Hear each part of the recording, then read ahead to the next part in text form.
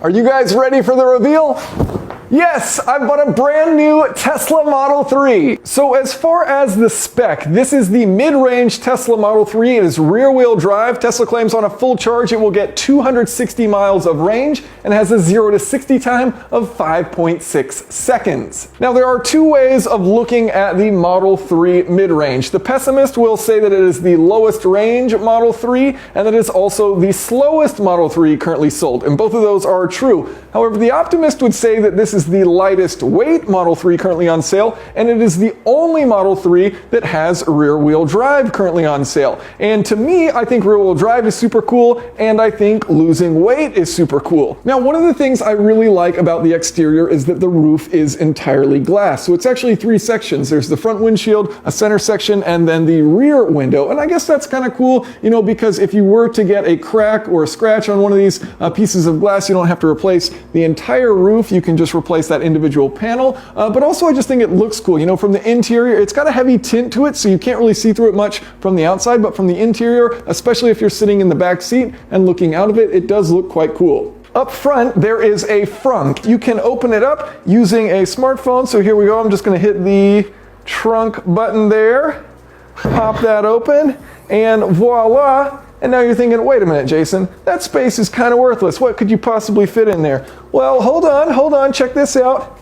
And you could fit two of these, the big ones. You also do have a nice large rear trunk. So checking out the trunk, here we have the charging kit. There's a huge storage area underneath. You can drop that down in. It won't slide around down there. And you still got your full trunk space. Fantastic. Now as far as charging, check this out. So there's a button on the charger right here. I push that next to the charging port. It opens up and then just slide that right in and we start charging. There's additional controls on your phone as well. So you can flash the lights if you would like. You can, oh man, that was loud. You can start it, you can open the front trunk, you can open the rear trunk, and then you can, of course, you can set some valet modes if somebody else is going to drive it.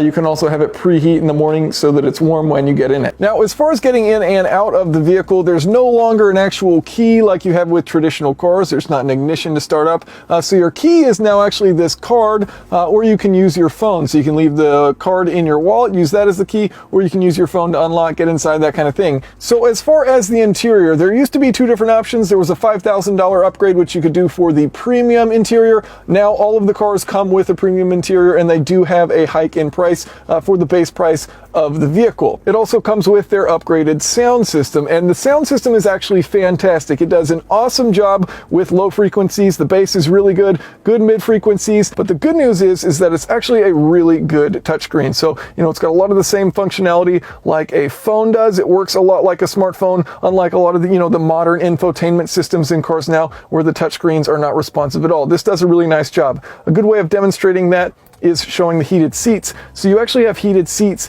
in both the front and the rear seats, so all five. And if I push three of these buttons at once, they all activate. If I just push those two on the sides, those go in. Let's see if I can turn each of these off and then hit all of them at the same time.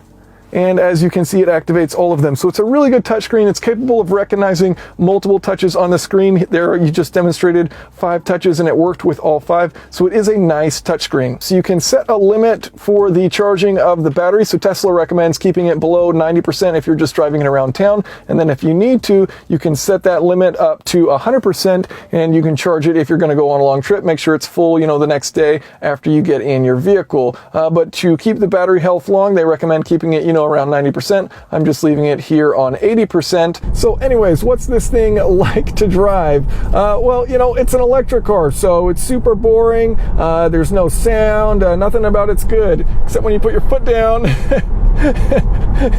it seriously pulls. I mean, this isn't like, you know, the P100D. This isn't crazy acceleration, but it is quite good, you know, for where this car is at. And being rear-wheel drive and, you know, putting your foot down on these icy roads, nice, Jason, cool, is, yeah, this thing is quick. It is quite fun.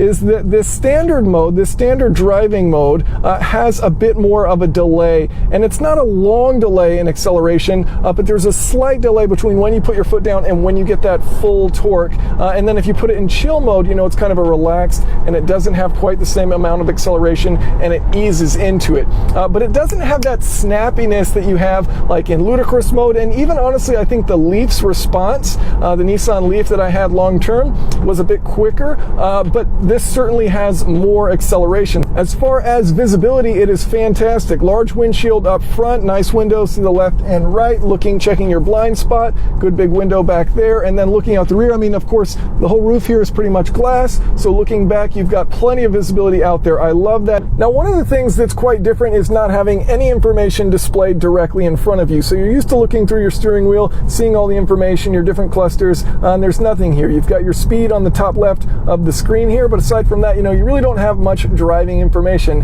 and that's a bit weird. Another thing that I like is you can actually feel that this car is rear-wheel drive. So going through these tight little corners here and then getting on the gas as you come out of it, you can feel a little shakiness there to the back end where it's trying to figure out traction and have it all controlled. So there is a little bit of a playful nature that it maintains being rear-wheel drive. And yes, the traction control will kind of assist and send torque where it's needed and make sure you're not getting sideways, but it's cool that you can feel that it's actually rear-wheel drive, and it sorts out that traction, and it gives you that little playful nature of rear-wheel drive cars. Overall, I am stoked. Excited to be driving this thing around, make some content with it. Have a great day. Thanks for watching.